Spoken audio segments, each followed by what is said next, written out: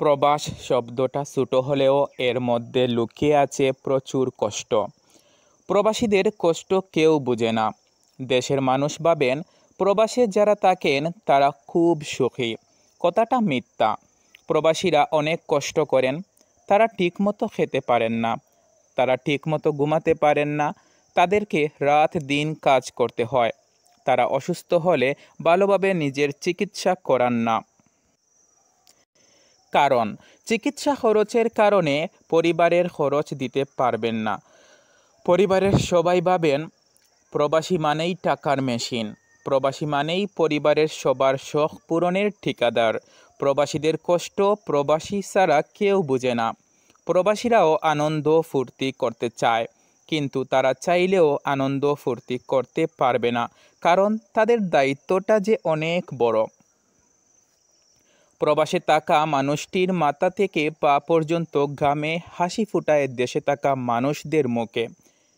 একজন মানুষ দেশের সীমানা পাড়ি দেওয়ার সঙ্গে সঙ্গেই হয়ে যায় বিদেশি। গায়ে লেগে যায় প্রবাসী তকমা। প্রবাসীদের দেশপ্রেমেও সন্দেহ খুঁজে পায় দেশের মানুষ।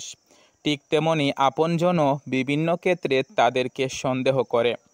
টাকা পয়সা নাই বললেও আপনজন কখনো বিশ্বাস করে না। অনিশ্চিত ভবিষ্যতের দিকে তাকিয়ে প্রবাসে একটি দিন পার করেন প্রবাসীরা। তারা ভাবেন আর কত দূর এই পথ, প্রবাসে আর যাই থাকুক মানসিক প্রশান্তিটা নেই, আছে কেবল দুঃখ, বেদনা আর দীর্ঘশ্বাস। অনুমান করে সব কষ্ট বোঝা যায় না। প্রবাসীরা ভালো থাকুক, প্রবাসীদের পাঠানো রেমিটেন্সেই আমাদের অর্থনীতির চাকা হয় গতিশীল। আমরা এই যোদ্ধাদের জন্যই সমৃদ্ধির পথে এগিয়ে যাচ্ছি। সম্মান করা উচিত প্রবাসীদেরকে। কোনো প্রবাসী যেন খারাপ চিন্তা করে বিদেশের মাটিতে প্রাণ না হারান।